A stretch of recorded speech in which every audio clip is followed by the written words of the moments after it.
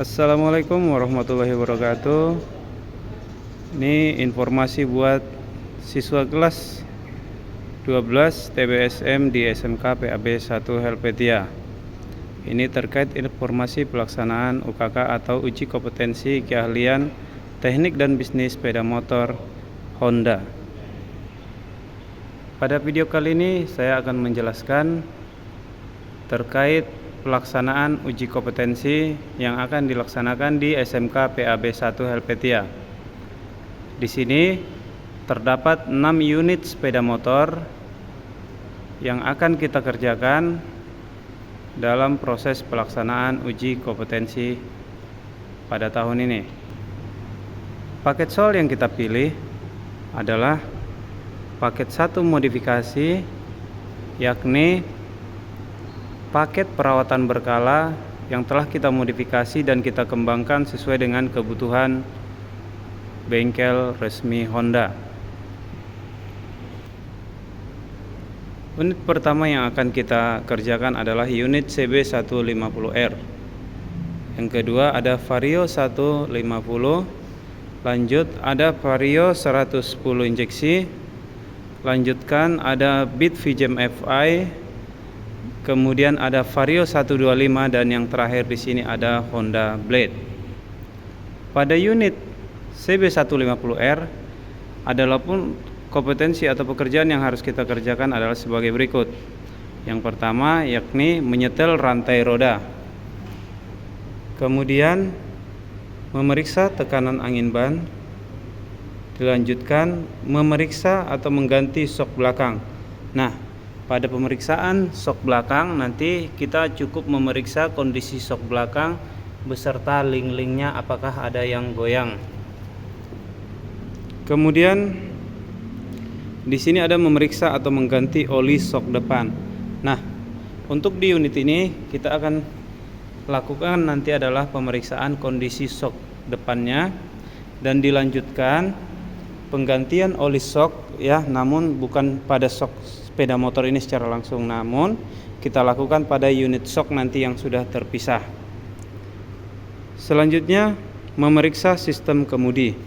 Nah, di sini nanti akan kita perhatikan kondisi sistem kemudinya apakah perlu di setel atau memang harus dilakukan penggantian.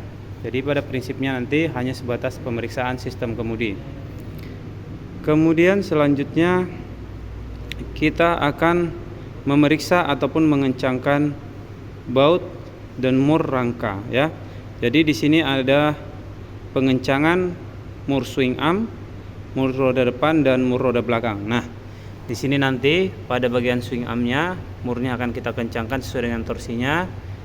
Demikian juga pada as roda depan dan juga as roda belakang ya. Nanti akan kita kencangkan sesuai dengan torsinya. Untuk ukuran torsinya nanti bisa dilihat dari buku pedoman reparasi. Selanjutnya di sini ada memeriksa dan menyetel kopling manual ya. Jadi untuk pemeriksaan kopling manual nanti dilakukan pada sisi bawah dan juga pada sisi atas ya, dan kemudian dilakukan pengukuran gerak bebas pada kopling manual. Selanjutnya untuk unit CB150R ini nanti akan ada pemeriksaan fungsi daripada sistem transmisi manual. Jadi nanti kita akan memungsikan posisi gigi percepatan 1, 2 sampai 6 dan juga posisi gigi netralnya. Jadi itu adalah kompetensi-kompetensi yang harus dikerjakan pada unit CB150R. Nah, kita akan memasuki unit yang kedua yaitu Vario 150. Pada unit ini ya, poin pekerjaan pertama yang harus kita lakukan adalah memeriksa tegangan baterai ya. Jadi nanti akan kita buka box atau kotak penutup baterainya dan kita akan mengukur tegangan baterainya. Dan akan kita lanjutkan nanti yaitu kita akan melepas dan mengganti baterai. Jadi pada kasus ini nanti baterai yang terpasang adalah baterai yang dalam keadaan drop. Lalu untuk siswa nanti diarahkan untuk melepas dan mengganti baterai, namun sebelum dilakukan pemasangan tegangan baterai yang baru harus diperiksa terlebih dahulu. Selanjutnya dilanjutkan nanti dengan memeriksa tegangan pengisian. Jadi setelah dilakukan penggantian baterai, akan dilakukan pemeriksaan tegangan pengisian. Dalam arti sepeda motor berarti nanti dinyalakan lebih dahulu, baru diukur atau diperiksa tegangan pengisiannya. Selanjutnya untuk poin nomor 4, kita harus memeriksa kebocoran arus.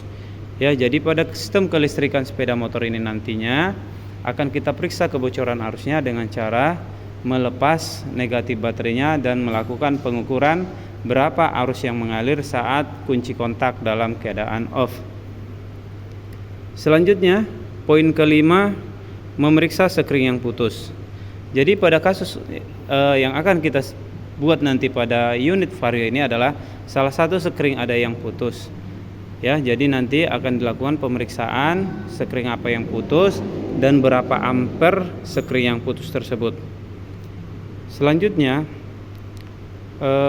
kita akan melakukan pemeriksaan relay utama. Jadi pada kotak baterai ini nanti, karena sepeda motor ini sudah menggunakan teknologi AC starter, di situ terdapat 2 buah relay ya. Satu relay utama, yakni relay yang menggunakan 4 kaki, sementara yang satu lagi adalah relay starter, yaitu relay yang menggunakan 5 kaki ya. Jadi itu nanti perlu dilakukan pemeriksaan kondisi relay yang 4 kaki dan juga yang 5 kaki. Selanjutnya pada unit vario ini nanti akan dilaksanakan pendaftaran remote baru untuk Honda Smart Key-nya. Jadi ini sepeda motor sudah menggunakan teknologi Honda Smart Key, dan nanti akan kita sediakan 1 buah remote yang aktif dan 1 buah remote yang tidak aktif. Jadi tugasnya nanti adalah untuk mendaftarkan remote yang tidak aktif. Selanjutnya di sini ada pemeriksaan atau penggantian lampu yang tidak menyala. Jadi pada sepeda motor ini nanti akan dikasih kasus, yaitu salah satu lampu tidak menyala. Apakah itu lampu kepala ataukah lampu sen ataukah lampu yang lain ya. Jadi nanti tugasnya adalah untuk memeriksa kondisi lampu yang mati, dan nanti diakhiri dengan menyetel ketinggian headlamp. Jadi arah sinar daripada lampu depan ini ya nanti perlu dilakukan penyetelan. Nanti akan kita buat kasus arah sinar lampunya terlalu tinggi, jadi perlu direndahkan atau di setel sesuai dengan sebagaimana mestinya. Baik, kita lanjut ke unit yang ketiga, yaitu Vario 110 injeksi ya. Ini adalah unit yang akan kita gunakan. Pada unit ini kita akan fokus pada sisi transmisi otomatis atau CVT ya. Jadi fokus kita nanti pembongkaran CVT pada unit ini. Nah, untuk pada bagian CVT, poin pekerjaan yang pertama yang harus kita lakukan adalah memeriksa kondisi drive pulley ya. Di sini nanti kita perlu memeriksa diameter wake roller dan juga kondisi permukaan pulinya. Yang akan dilanjutkan nanti dengan memeriksa drive belt ya. Kita akan melihat kondisi drive beltnya apakah masih baik, dan juga dilanjutkan dengan mengukur lebar daripada drive belt. Selanjutnya kita akan melaksanakan pembongkaran driven pulley. Pada driven pulley nanti akan dilakukan pemeriksaan kondisi bearing daripada driven pulley dan juga permukaan driven pulley. Kemudian pada sisi kampas ganda atau kopling sentrifugal, kita nanti akan melakukan pengukuran ketebalan kampas ganda dan dilanjutkan dan pengukuran diameter dalam clutch outer ya, atau lonceng close-nya nanti diukur berapa diameter dalamnya. Selanjutnya dalam proses pemasangan tentunya harus kita kencangkan mur atau bautnya atau murnya ya dengan menggunakan kunci torsi. Di sini ada 3 titik penguncian. Yang pertama adalah mur untuk kopling sentrifugal, silahkan dikencangkan sesuai dengan torsinya. Dilanjutkan dengan mur drive pulley dan mur untuk driven pulley. Baik, kita akan melanjutkan ke unit yang ketiga, yaitu Beat VGM FI. Pada unit praktek Beat VGM FI, poin pekerjaan yang harus kita lakukan adalah yang pertama memeriksa atau mengganti kampas rem cakram depan. Jadi nanti untuk rem cakram depannya silahkan dilakukan servis ya, pembersihan dan juga pengukuran ketebalan kampas rem depan. Setelah itu nanti silahkan dilakukan pengujian kinerja daripada sistem rem depan. Selanjutnya Setelah selesai pada bagian sisi rem depan, kita lanjutkan ke bagian rem belakang. Ya, jadi nanti untuk sisi rem belakangnya atau roda belakangnya silahkan dilepas dan dilanjutkan dengan pembersihan ataupun servis rem belakang dan juga pengukuran ketebalan daripada kampas rem belakang. Dan pada saat pemasangan tentunya mur untuk roda belakangnya harus dikencangkan menggunakan kunci torsi. Selanjutnya, di sini ada poin nomor 3 yaitu mengganti ban tubles. Pada penggantian ban tubles ya, kita tidak melakukan pada unit ban ini, melainkan kita lakukan pada untuk penggantian ban tubles kita akan gunakan roda yang ini ya. Penggantian ban tublesnya menggunakan roda ini dengan menggunakan alat tire changer ya. Terakhir, pada unit yang keempat ini kita akan melakukan penyetelan sistem rem CBS ya. Jadi ini sepeda motor sudah menggunakan teknologi rem CBS atau kombi brake. Jadi di akhir daripada pekerjaan pada unit ini nanti kita akan melakukan penyetelan sistem rem CBS ya. Kemudian nanti hasil penyetelannya bagaimana dan kemudian gerak bebas handle rem belakangnya juga nanti tentunya harus di setel sesuai dengan standarnya. Baik, kita akan memasuki unit yang kelima. Pada unit yang kelima, unit yang kita gunakan adalah Vario 125. Pada unit Vario 125, poin pekerjaan yang harus kita kerjakan yang pertama adalah membersihkan saringan udara ya. Di sini perlu kita perhatikan kondisi saringan udaranya, apakah harus diganti ataukah masih bisa dibersihkan pada sisi pinggirnya. Selanjutnya, dilanjutkan dengan pengukuran tekanan pompa injeksi. Pada pengukuran tekanan pompa injeksinya nanti silahkan dicatat berapa tekanan injeksi pada saat kunci kontak on dan juga pada saat mesin nanti sudah menyala.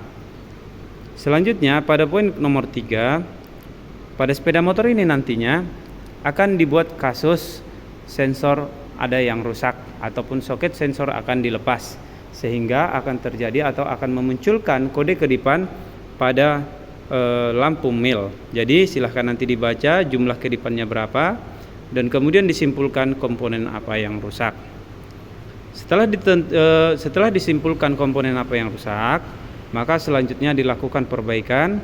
Untuk selanjutnya dilakukan penghapusan memori kerusakan. Jadi yang pertama silahkan dibaca nanti kode kerusakannya berapa kedipan, tentukan sensor apa yang rusak. Setelah itu lakukan perbaikan dan dilanjutkan dengan penghapusan memori kerusakan pada sistem injeksi.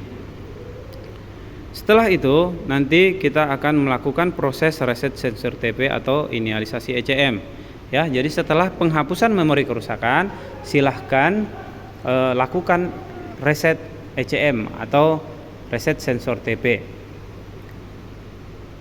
Selanjutnya di sini nanti kita akan melakukan proses setting mode. Dalam hal ini kami meminta untuk membuat setting mode 2 pada sistem PJM FI ini ya. Dan juga silahkan nanti diisikan berapa ketinggian untuk penggunaan setting mode 2. Selanjutnya kita akan memeriksa atau menambah cairan pendingin ya. Yang perlu diperiksa adalah kondisi cairan pendinginnya. Nanti silahkan dicek apakah kondisi cairan pendinginnya harus diganti ataukah cukup ditambah, ataukah memang masih cukup tidak perlu ditambah. Silahkan nantinya diperhatikan. Oke, untuk bagian yang terakhir pemeriksaan kondisi pelumas ya. Jadi pada ujian nanti silahkan dilakukan pemeriksaan kondisi pelumas. Yang pertama silahkan periksa kuantitas pelumasnya dan yang kedua silahkan diperiksa kualitas pelumasnya ya. Jadi kalau kuantitas pelumas itu berkaitan dengan kualitasnya, sementara kalau kuantitas berhubungan dengan jumlahnya, apakah perlu ditambah atau tidak perlu ditambah. Baik, kita memasuki unit yang terakhir. Untuk unit yang terakhir yang kita gunakan adalah Honda Blade yang masih menggunakan teknologi karburator. Pada unit ini, pekerjaan yang pertama yang harus kita lakukan nantinya adalah memeriksa dan juga menyetel celah busi. Silahkan nanti dilihat berapa standar jarak atau renggang elektroda businya dan kemudian dilakukan penyetelan. Selanjutnya dilakukan pemeriksaan tekanan kompresi ya. Jadi silahkan nanti pada saat kondisi busi terlepas akan dilanjutkan dengan pemeriksaan tekanan kompresi. Nah, setelah itu kita kombinasikan nanti dengan sistem kelistrikan. Pada unit ini kita akan melakukan pemeriksaan kiprok ya, atau regulator rectifier. Jadi nanti silahkan diperiksa kondisi regulatornya dan juga kondisi rectifier pada unit kiprok ya. Oke, kita lanjut. Di sini juga nanti akan kita lanjutkan pemeriksaan bagian kelistrikan yang pertama ataupun pada poin yang keempat ya pada lembar kerja ini, yaitu memeriksa tahanan primer coil ya. Jadi nanti pada unit primer coilnya ya, di sini ada ignition coil. Pada terminal primer coilnya nanti silahkan diperiksa tahanan primernya dan dilanjutkan dengan pemeriksaan tahanan sekunder coil dan juga tahanan kop busi. Ya, jadi di sini ada 3 pemeriksaan. Yang pertama primer coil, yang kedua sekunder coil, dan yang terakhir nanti adalah pemeriksaan tahanan kop busi. Baik, untuk poin yang berikutnya ataupun yang ketujuh, kita harus memeriksa tegangan puncak pada primer coil dan dilanjutkan dengan pemeriksaan tegangan puncak pada ignition pulser generator ataupun pulser.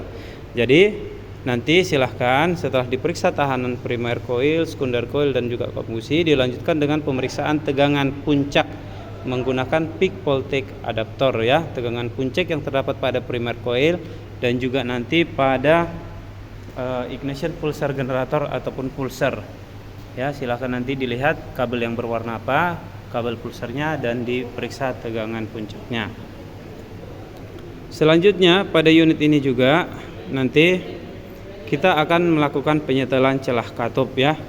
Mungkin nanti penyetelan celah katupnya ini kita pindah saja poin pengerjaannya ke atas, jadi bisa sekalian nanti pada saat pemeriksaan busi, pemeriksaan tekanan kompresi, sekaligus pemeriksaan celah katup. Dan yang terakhir pada unit ini nanti adalah penyetelan kopling otomatis ya. Jadi silahkan nanti dilakukan penyetelan pada kopling otomatis. Baik, itu adalah 6 unit sepeda motor yang akan kita gunakan pada uji kompetensi tahun 2023 di jurusan TBSM SMK PAB 1 Helvetia. Harapan saya kepada siswa kelas 12 TBSM SMK PAB 1 Helvetia untuk mempersiapkan diri dalam pelaksanaan uji kompetensi. Nanti kita harapkan ada waktu luang akan kita coba simulasikan 1 orang siswa dalam pelaksanaan uji kompetensi ini, sehingga nanti dalam proses pelaksanaan uji kompetensi bisa membantu anak-anak ataupun siswa-siswa kelas 12 TBSM SMK PAB 1 Helvetia bisa melaksanakan ujian dengan baik dan sebaik-baiknya. Oke, mungkin cukup sekian saja video kali ini.